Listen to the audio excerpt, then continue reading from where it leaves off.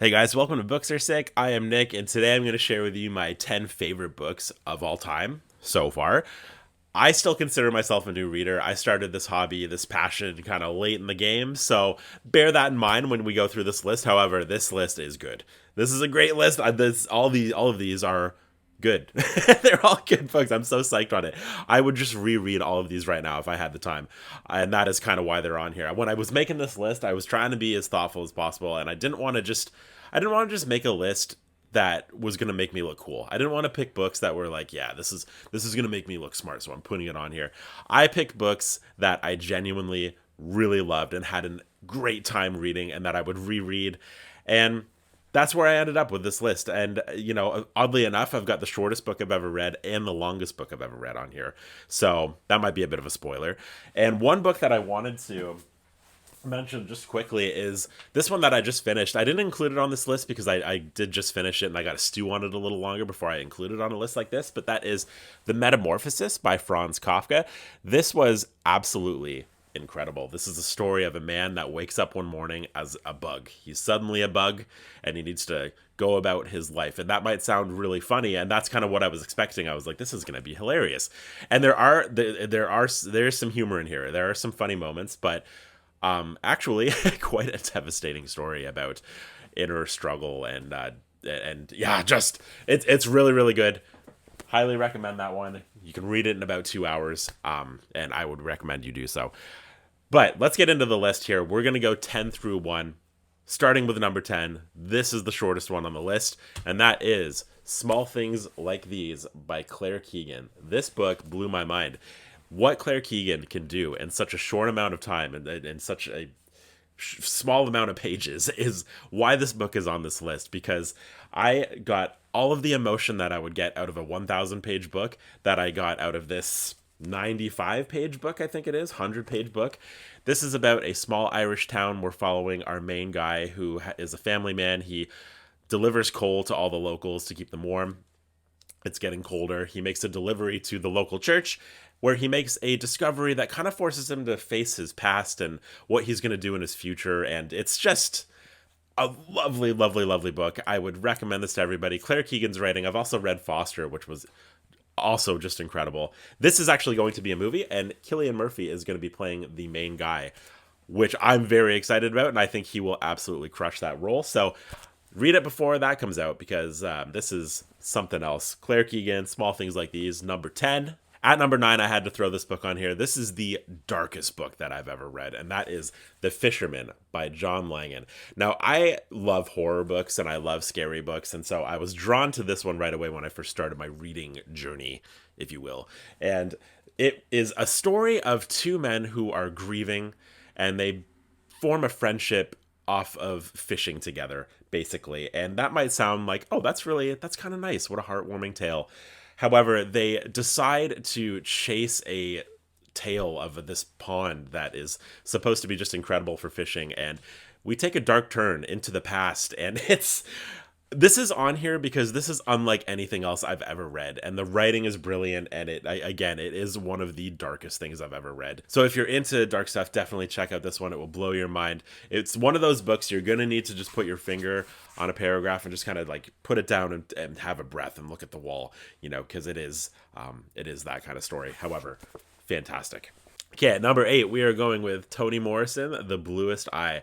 This is the first Toni Morrison book I read, and it is something else, man. Her writing, you got to read this book just for her writing. It is, the way that she constructs sentences and the language that she uses is, she's a Nobel Prize winner for a reason. She like this. You got to just check out a Toni Morrison book. It is. She is just, you know what I mean? So this story, we're following this young girl who believes herself to be very ugly, and if she just had a pair of blue eyes, people would think that she's beautiful, and she would think that she's beautiful. But oh man, devastating story. I love devastating stories, as you're probably going to see here. But you got to read this just for Toni Morrison's writing. It is. I can't put a Toni Morrison book into words. That's crazy. You just got to do it. It's Toni. Tony. All right, number 7, we are going with one of my favorite books of all time, and that is Pet Sematary by Stephen King. Stephen King is my favorite author, and this is one of my favorites by him. I absolutely love this one. It's dark. It's probably the darkest book that he's ever written, and I think I've said this is really dark. This is really scary. This, to all these books, I'm good. Don't worry about me. It's just what I like. Okay. And Pet Sematary is it's one of those books that hits hard to if you have children, which I do. So bear that in mind if you do have kids. It can be a bit tough to get, if you know roughly the story of Pet Sematary, you know why. But yeah, just won't say too much about it because it is a very popular one, and I would just say that if you're looking for a scary book, if you're not usually if you don't read a lot of Stephen King and you're like, I would like to get into Stephen King, this is one that I almost always recommend because it's very accessible, and it's also it really showcases Stephen King's writing and what he's able to do. So Pet Sematary is on there for that reason. I really love it. Some of my favorite characters ever, and yeah. Pet Sematary, number 7. All right, number 6, we are going with The Perks of Being a Wallflower by Stephen Chbosky. I hope I said that right. This book was fabulous. One of those books that I picked up and could not put down. I read the first few pages and I was like, yep, this is for me. This is for me. I love coming of age stories, and this is the best one I think that I've ever read. It's just brilliantly done. I love the format of it. We're basically reading letters that our main character has sent to this person that we never find out who this person he's sending letters to is, but we're just reading the letters as he's receiving them about his high school experience. And it's funny, it's heartbreaking, it's everything you want in a coming of age story, and I could not recommend this one enough. If somehow you're a reader and you haven't read Perks of Being a Wallflower, you need to read it. So that is why it is number 6. All right, number 5, we're going with another scary one. This is The Exorcist by William Peter Blatty. Now, The Exorcist movie has always been a favorite movie of mine. It's oddly a comfort movie for me. I throw it on when I'm just feeling down. It picks me up. I love The Exorcist so much, and I was like, it's kind of weird. I didn't actually know that it was a book, and so I picked up the book last Halloween, and it was everything that I could have ever hoped for and more. It's just... The telling of it is so haunting, and the simple sort of sentence structure to it I really appreciated as well. And it's just I don't need to tell you about the story. This is a young girl that becomes possessed by the devil, and it's basically her experience and her mom's experience of having to deal with this and figure out what to do with her daughter. Guys, The Exorcist is so good, and you need to read this. If you're looking for a scary book, a lot of people would say that this is the scariest book that they've ever read, and I actually find it's kind of difficult for books to actually be scary, to like make you really, for me anyways, but this got pretty darn close. So that is number 5. I love The Exorcist so much. Okay, so we've got 4 left here, and something that I noticed when I was looking at the top 4 here is all 4 of these books are about a journey that the character or characters go on. I guess I really love journey books. I love when we're going on a mission of sorts. So number 4 might surprise some people that it's actually not higher, even though it is number 4. It is The Stand by Stephen King. The Stand by Stephen King is my number 4. This book was absolutely brilliant. I have loved Stephen King since I started reading, and I had always heard that people talk about this being the best Stephen King book ever, and so I actually held on to it and didn't read it. I read about 20 other Stephen King books before I got to this one because I was kind of just saving it, knowing that I was probably going to love it. This is the longest book I've ever read, by the way, and the characters, the tension, the suspense, the love. This book has it all, and it is well worth your time. It's a long book. I think the audiobook is close to 50 hours or something like that. However, if you're up for the challenge, this will not let you down. I love The Stand so very much. For those that don't know what it's about, very briefly, it is about a disease that is overtaking the world and wipes out 99% of the population. And for the first half of this book, we're following the path of this outbreak and what's happening to people and what's happening to our main characters and what they have to do. And the second half is basically just the survival of the people that were able to make it through this outbreak. And And there's kind of two main places in Colorado and Las Vegas where people have kind of conjured together to try and build society again. And there's a dichotomy there. There's a good, there's an evil. I just learned the word dichotomy. I hope I'm using that right. But anyways, yeah, The Stand by Stephen King. I think about it all the time. I'm trying to give you more than just being like, it's so good. But sometimes I just get excited. Now, number 3, this is probably the most popular journey story of all time. Any guesses? Any guesses? This is The Fellowship of the Ring by Tolkien. Now, I've always been a Lord of the Rings fan. The movies, when the movies came out, I was like, these are sick.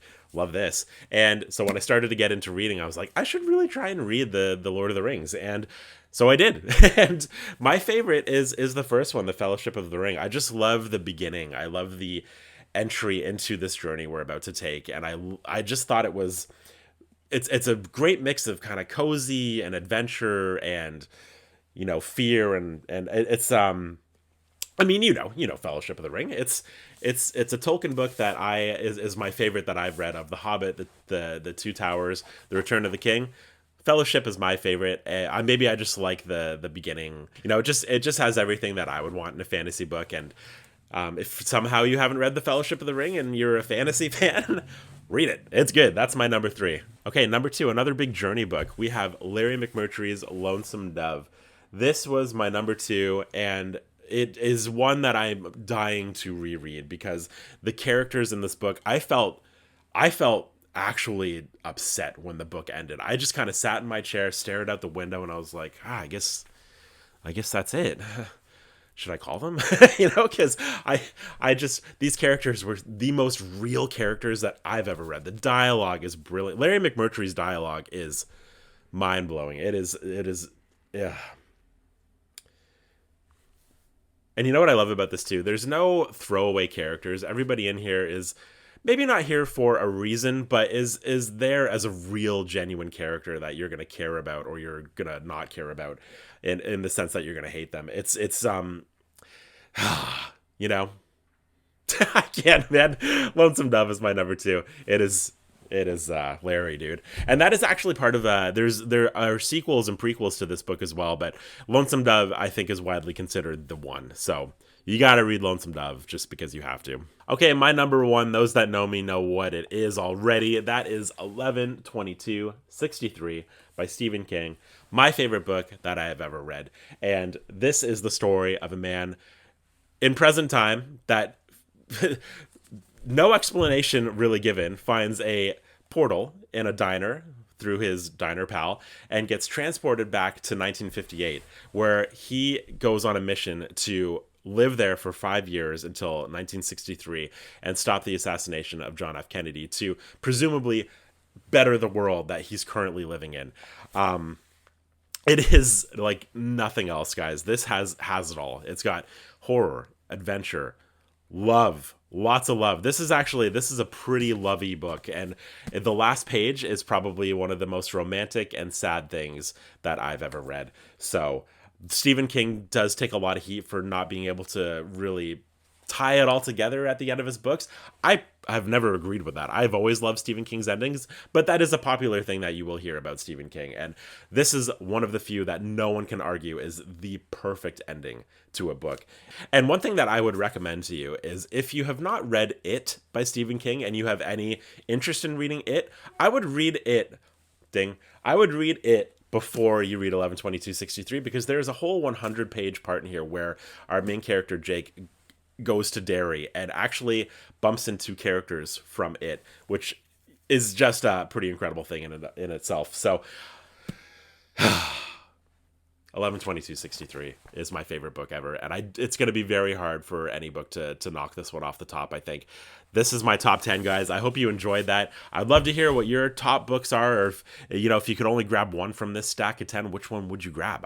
I'd be curious to know. So thanks for watching, everybody. Like and subscribe or don't. Bleh, so annoying. So love ya.